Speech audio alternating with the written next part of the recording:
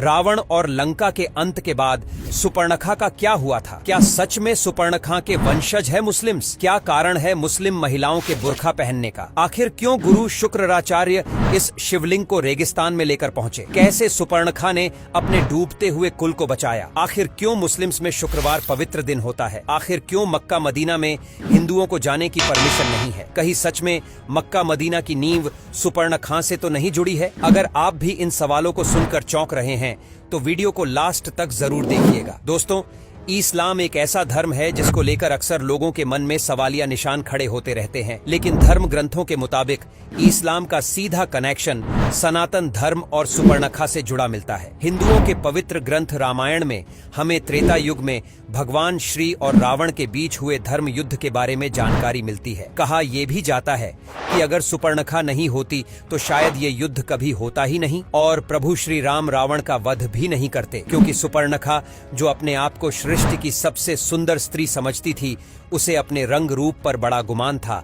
इसी गुमान के चलते एक बार वन में घूमते हुए उसकी नजर प्रभु श्री राम पर पड़ी और उसे श्री राम भा गए। सुपर्णखा ने तय किया कि वो श्री राम से विवाह करेगी और उसे इतना भी यकीन था कि श्री राम उसके रंग रूप को देखकर इस प्रस्ताव को ठुकरा नहीं पाएंगे। लेकिन मर्यादा पुरुषोत्तम श्री राम पत्नीव्रता पति थे। हालांकि कहा जाता है कि एक बार को भगवान श्री राम भी सुपर्णखा के रूप रंग को देखकर प्रभावित हुए थे, किंतु उन्होंने अपना पतिव्रत धर्म निभाया और सुपर्णखा के प्रस्ताव को उन्होंने ठुकरा दिया। पर जैसा कि सनातन धर्म सिखाता है, किसी का भी दिल नहीं दुखाना चाहिए।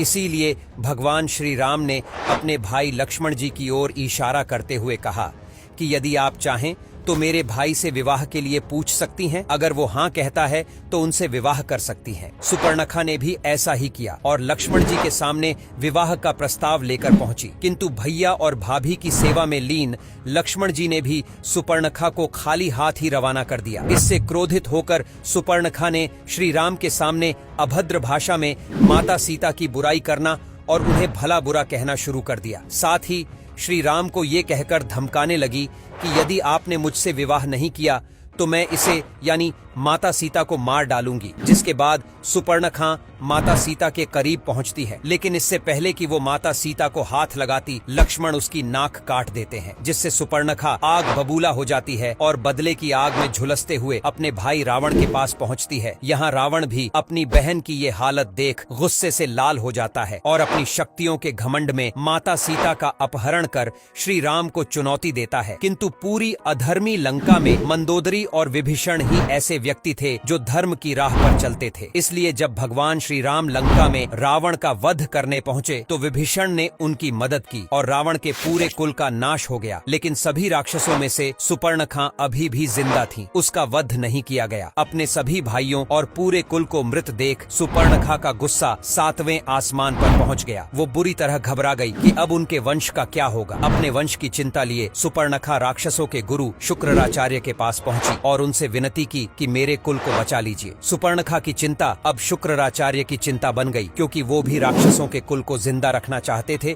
इसलिए उन्होंने सुपर्णखा को अपनी कुटिया दी और खुद भगवान शिव की कठोर तपस्या में लीन हो गए। गुरु शंकराचार्य की तपस्या से प्रसन्न होकर भगवान शिव प्रकट हुए, किंतु उन्होंने असुरों के अमर होने के वरदान की जगह शुक्राचार्य को एक शिवलिंग दी। साथ ही कहा कि यदि इस शिवलिंग पर वैष्णव यानी विष्णु का कोई अवतार या भगवान विष्णु का कोई सच्चा भक्त गंगा जल चढ़ा देगा, उसी दिन राक्षसों के कुल का नाश हो जाएगा।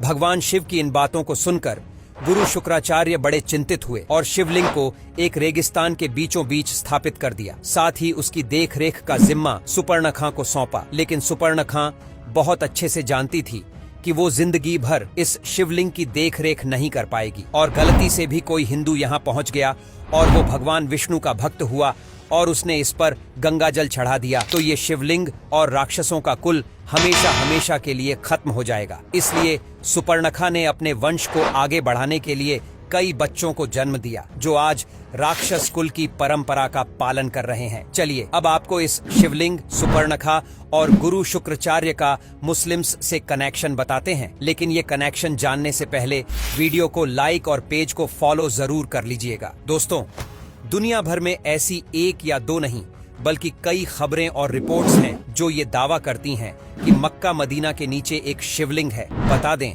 कि यहाँ उसी शिवलिंग का जिक्र किया जाता है जिसे गुरु शुक्राचार्य ने हिंदुओं से दूर रखने के लिए रेगिस्तान के बीचों बीच स्थापित किया था।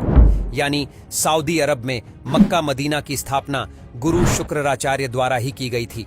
हम जानते हैं कि आप सभी इस कहानी पर विश्वास नहीं कर पा रहे होंगे, लेकिन जब आप धर्म ग्रंथों को पढ़ेंगे तो रावण, उसके भाइयों और लंका के नाश के बाद सुपर्णखा के बारे में कहीं कोई जिक्र नहीं मिलता है, लेकिन कुछ ग्रंथों में इस कहानी को साफ साफ दर्शाया गया है। इसके अलावा शुक्रवार का दिन मुस्लिम्स में बेहद खास माना जाता है, जिसे जुमा कहा जाता है। ऐसा इसलिए क्योंकि गुरु शुक्राचार्य ने मक्का मदीना की स्थापना की थी, अर्थात उनके नाम यानी शुक्राचार्य से शुक्रवार को खास और पवित्र दिन माना गया है। इतना ही नहीं दोस्तों, इसी दिन गुरु शुक्राचार्य ने सुपर्णखा के वंशजों को वरदान दिया था। सुपर्णखा के ये वंशज कोई और नहीं बल्कि आज देश और दुनिया में फैल चुके मुसलमान ही हैं। जी हाँ दोस्तों, विश्वास करना मुश्किल है, लेकिन तथ्य और सबूत दोनों ही यही कहते हैं। एग्जाम्पल है सऊदी में हिंदुओं की एंट्री पर प्रतिबंध। आज मुस्लिम कंट्रीज में हिंदू लोग जा सकते हैं, लेकिन मक्का मदीना में हिंदुओं का जाना साफ तौर पर मना किया गया है। इतना ही नहीं, मक्का मदीना के आसपास मौजूद जगहों पर भी हिंदुओं का रहना पूरी तरह से प्रतिबंध है।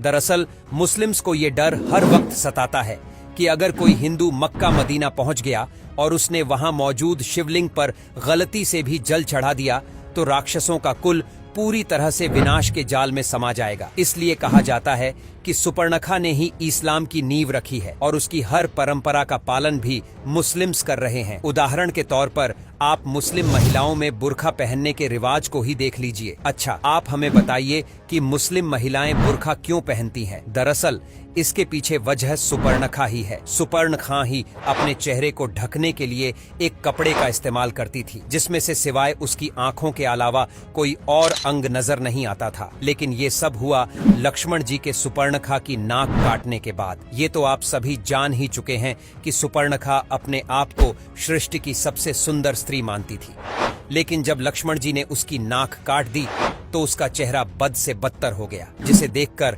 आम इंसान सहित कोई राक्षस भी डर जाए। इस घटना के बाद सुपर्णखा जब भी अपना चेहरा देखती तो उसे खुद से ही डर लग जाता था। अपने इसी चेहरे को छुपाने के लिए सुपर्णखा एक कपड़ा अपने चेहरे से लपेटती थी, जिसमें से सिवाय उसकी आंखों के कुछ और नजर नहीं आता। और आज मुस्लिम महिलाएं सुपर्णखा की उसी परंपरा को फॉलो करते हुए बुर्खा पहनती हैं। लेकिन अगर आप अब भी इस कहानी को मानने को तैयार नहीं हैं, तो दोस्तों जरा सोच कर देखिए। हमारे मंदिरों में किसी भी मुस्लिम को आने की परमिशन होती है। हिंदुओं के सबसे पवित्र स्थल काशी, मथुरा, ब्रज, अयोध्या, वाराणसी में भी मुस्लिम्स जा सकते हैं, लेकिन मुस्लिम्स के पवित्र स्थल मक्का मदीना में हिंदुओं को जाने की परमिशन बिल्कुल नहीं है।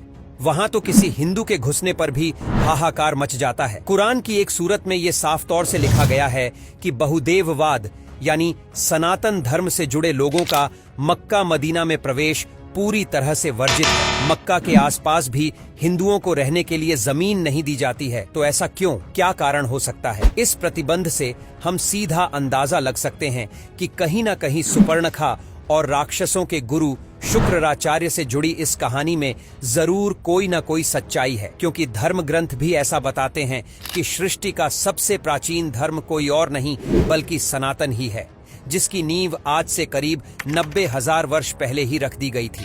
लेकिन लोगों की अलग अलग मान्यताओं और अलग अलग परंपराओं के चलते अलग अलग धर्मों का जन्म हुआ, जो दुनिया भर में फैल गए। इसलिए आज दुनिया भर में 200 से भी ज्यादा धर्म एग्जिस्ट करते हैं।